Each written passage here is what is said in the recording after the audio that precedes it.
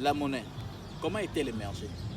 Vu que notre objectif ici est d'atteindre un large public, nous allons nous efforcer tout au long de notre rendu de ne pas trop rentrer dans le langage ésotérique économique. Pour preuve, nous allons donner ensemble l'étymologie du mot économie. Retenons qu'économie est un mot tiré du latin. En fait, c'est un mot scindé en deux. Nous avons écos et nomes. Écos veut dire la maison, par contre, nomes veut dire les règles. S'il fallait donner ici une traduction littérale du mot économie, nous pouvons dire avec force que économie veut tout simplement dire les règles de la maison. La monnaie, comment est-elle émergée? D'aucuns estiment que la monnaie a vu le jour suite au troc.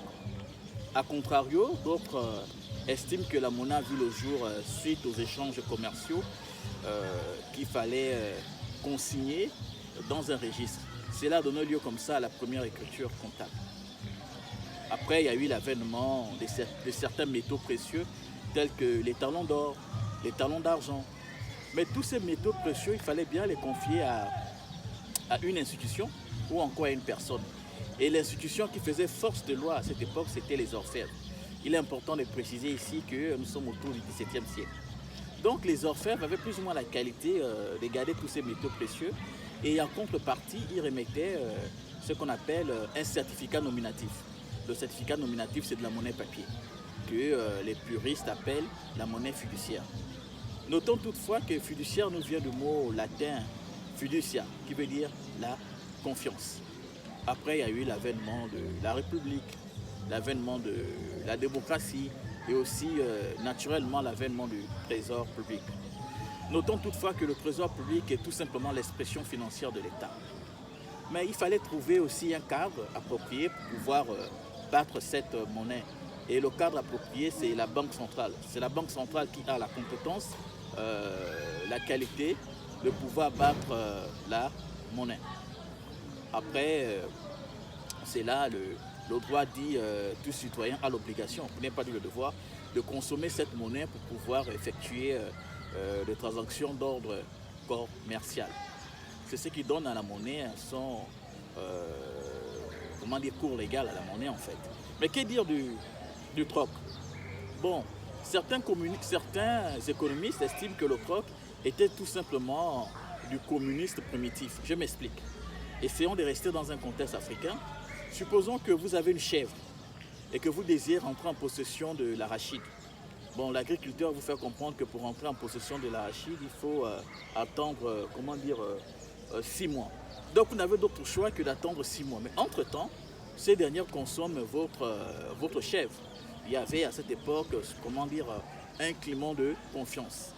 Mais avec le temps, ce climat de confiance s'est détérioré. Ça donnait place comme ça à des querelles, à des tensions, à ne plus finir. Et toutes ces querelles et tensions ont donné vie à un climat de méfiance et de prudence. Donc, c'est suite à la prudence et la méfiance qu'est née la monnaie. La monnaie comme symbole d'échange, la monnaie comme unité de compte. Mais en fait, c'est quoi la monnaie? La monnaie, c'est quelque chose qui peut fluctuer. Quand on dit ici fluctuer, c'est-à-dire que c'est quelque chose qui peut s'apprécier et se déprécier. Apprécier veut dire que la monnaie augmente la valeur. Déprécier veut dire par contre que la monnaie perd de la valeur. La monnaie, c'est quelque chose qui a cours légal un peu partout. Prenons le cas du dollar. Le dollar on peut consommer le dollar pratiquement dans tous les pays du monde. Et le dollar peut être transformé en monnaie locale. C'est-à-dire que le dollar peut être échangé en monnaie locale pour faciliter les transactions. Idem pour l'euro. Mais contrairement à une idée reçue, l'euro n'est pas une monnaie commune, c'est une monnaie unique. Bon, pour ceux qui suivent les émissions d'ordre économique ou encore pour ceux qui regardent, pour ceux qui lisent des revues économiques, il y a une expression qui est très récurrente. Vous entendez très souvent le cours du dollar a chuté, le cours du dollar a augmenté. Retenons ici que cours veut dire le prix. Donc, quand vous entendez le cours du dollar a augmenté, ça veut tout simplement dire que le prix du dollar a augmenté, le prix du dollar a chuté. Et au regard, voyez-vous, au regard pharaonique de la question de l'émergence de la monnaie, nous faisons le choix de nous arrêter un petit peu ici pour nous intéresser un petit peu au franc CFA. Mais bien avant notre immersion sur la question du franc CFA, il est important que nous ayons à l'esprit deux choses. La première chose est celle-ci. Voyez-vous, toute question d'ordre économique, comme le disait quelqu'un, sont des questions par essence politique. Et la deuxième chose, la plus importante d'ailleurs, tout ce que nous dirons ici sur la question du franc CFA est du domaine public. Allez-y sur n'importe quel moteur de recherche, tapez franc CFA, vous vous rendrez compte que ce qui s'est dit là-bas n'est pas très loin de notre rendu. Nous, tout au long de notre rendu, nous ne mettrons pas l'accent sur l'aspect idéologique du franc CFA, nous mettrons plutôt l'accent sur l'aspect technique du franc CFA. Et nous ne rentrerons pas trop dans ce dualisme ou encore dualité qui n'est autre que le franc CFA est une bonne monnaie, le franc CFA est une mauvaise monnaie. Parce que l'effet recherché ici est de transcender la question du franc CFA tout en renvoyant chacun de nous face à ses responsabilités. Si vous le permettez, nous allons un petit peu rentrer dans les méandres du franc CFA. Le franc CFA voit le jour officiellement le 26 décembre 1945, sous le magistère du général de Gaulle. Le franc CFA, c'est quoi? C'est 14 pays d'Afrique, plus de 150 millions de consommateurs. Le franc CFA, c'est deux zones économiques. Nous avons la zone UEMOA et la zone CEMAC. UEMOA, je crois que c'est l'Union économique et monétaire d'Afrique de l'Ouest. On n'est pas très loin. Et par contre, la CEMAC, c'est la communauté économique monétaire d'Afrique centrale. On n'est pas très loin, je crois. Ouais, on n'est pas très loin. Mais il y a aussi le franc comorien. Mais nous allons nous excuser auprès de nos frères comoriens. La prochaine fois, nous allons, s'il y a une fenêtre de tir ou un angle mort, nous allons parler aussi du franc comorien. Bon, comme postulat du départ, un franc CFA était égal à 100 francs français. D'autres diront 0,01 francs CFA. Oui, quelque chose comme ça. Mais aujourd'hui, ce qui a lieu de retenir, c'est que le franc CFA est arrimé à l'euro. Bon, le franc CFA est arrimé à l'euro pour la petite histoire depuis janvier 1999. Aujourd'hui, un franc CFA est égal à 655,888 euros, quelque chose comme ça. On n'est pas très loin. Bon, ici, il est nullement nécessaire de rappeler que du point de vue institutionnel, battre une monnaie est un droit régalien réservé exclusivement au peuple souverain. Ça, c'est vraiment des informations qu'il est important de noter. Bon, que dire de la monnaie? Voyez-vous, la monnaie, c'est quelque chose qui est capable de résister au choc extérieur. La monnaie, c'est quelque chose aussi qui est capable de résister aux risques de spéculation et de marché et de l'inflation. La monnaie, c'est aussi quelque chose qui est capable de résister aux risques de taux de change, aux risques de capitaux. Est-ce que le franc CFA est capable de faire face à tous ces risques? Nous nous interrogeons. Si vous le permettez, nous allons un petit peu nous égarer. Voyez-vous, il est important d'avoir le contrôle sur sa monnaie. Parce que celui qui a le contrôle sur sa monnaie a par ricochet aussi le contrôle sur le prix du marché. Je m'explique. Supposons que vous estimez que votre sac de votre kilo de maïs ou encore votre kilo de cacao est à 1000 francs. Mais celui qui contrôle votre monnaie par ricochet, qui contrôle aussi le prix du marché, peut estimer de façon unilatérale que votre kilo de cacao ou de maïs est à 600 voire 500 francs.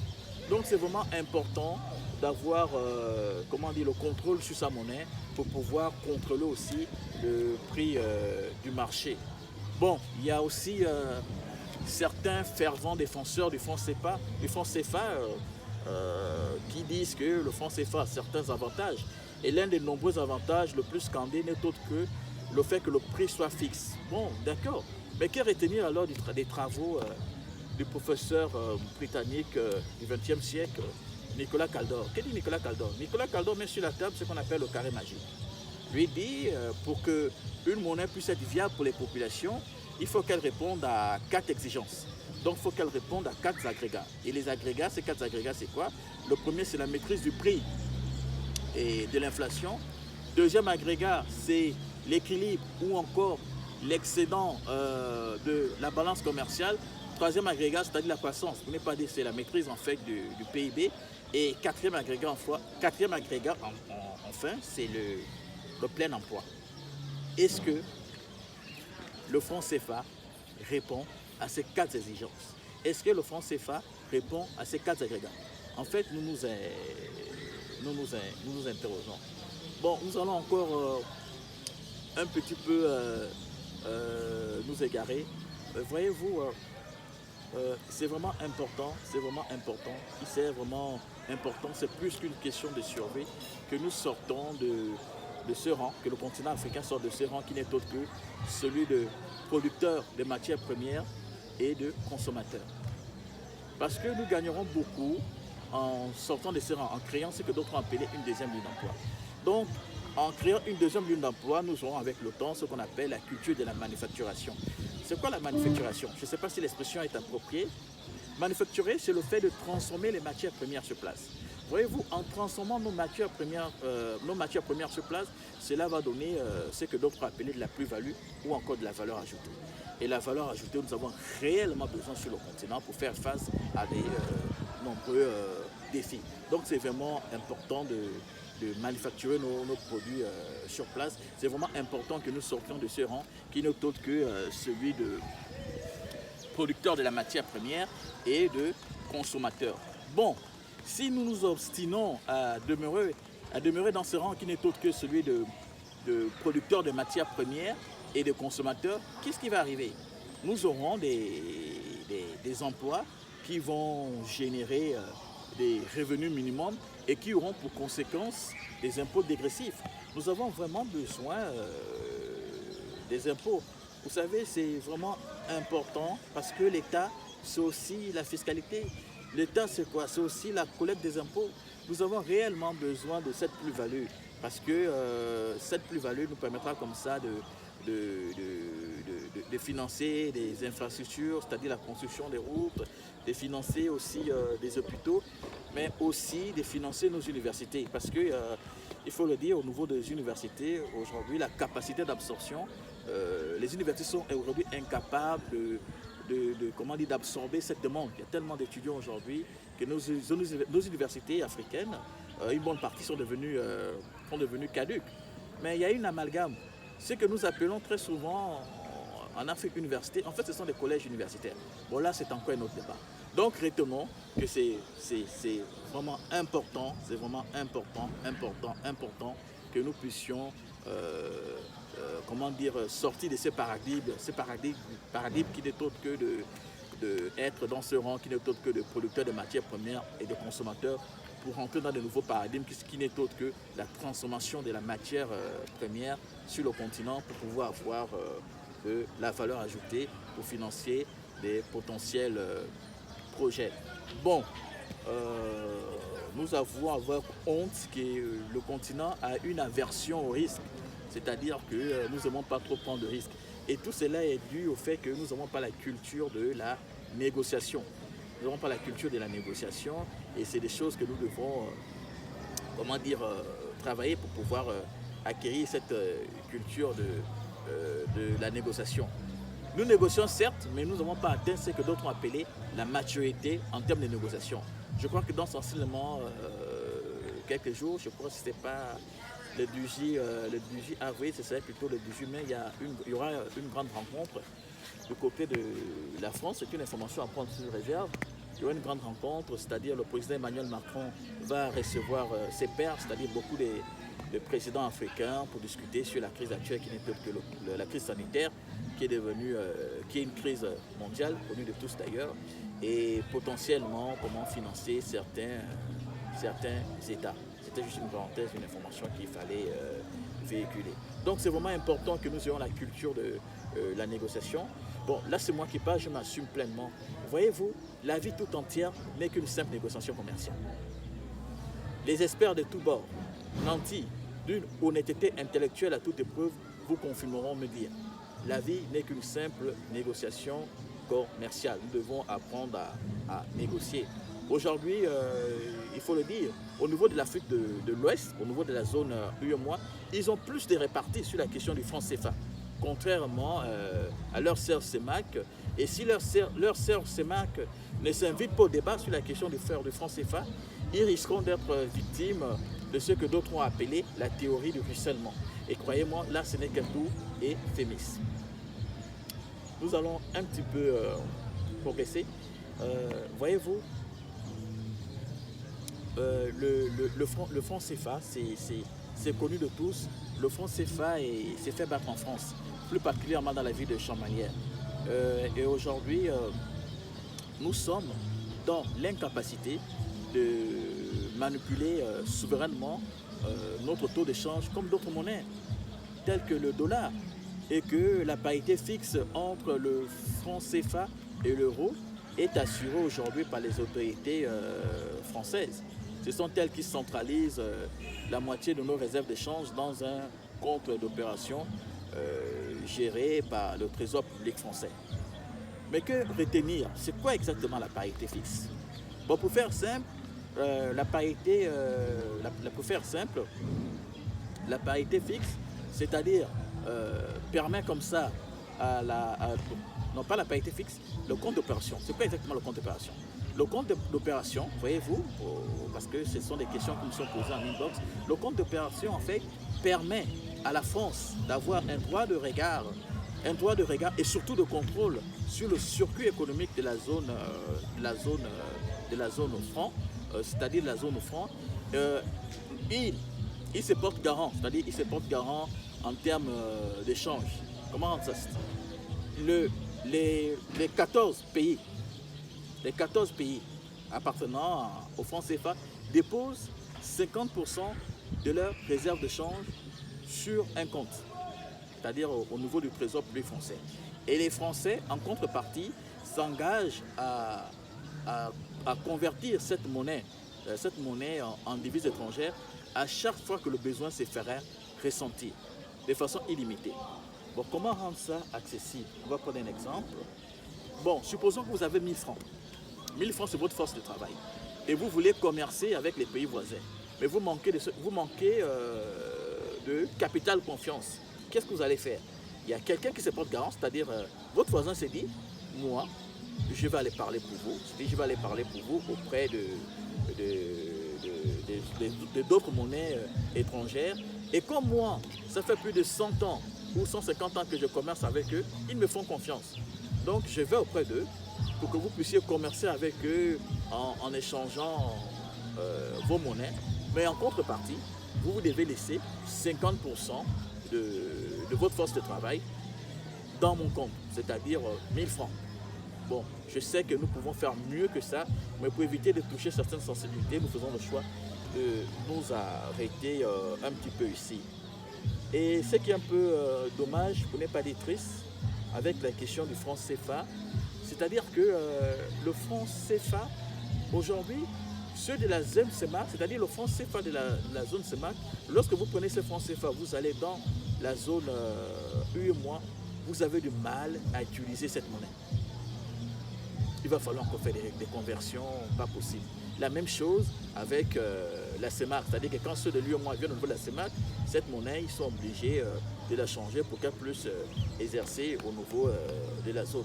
Le franc CFA ne peut pas être utilisé en Thaïlande, comme d'autres monnaies. Le franc CFA ne peut pas être utilisé en Corée du Sud.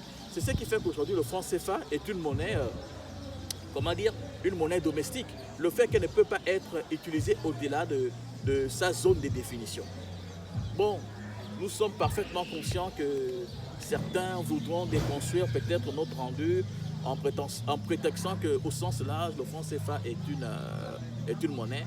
Mais auprès des puristes, ils vous diront que le franc CFA, au sens large, n'est pas une monnaie parce que la question est plus complexe que cela.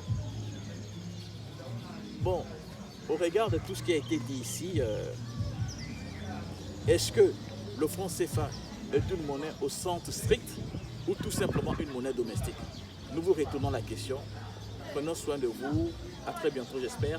Et n'oubliez pas, respectons les mesures barrières parce que le virus continue toujours à circuler.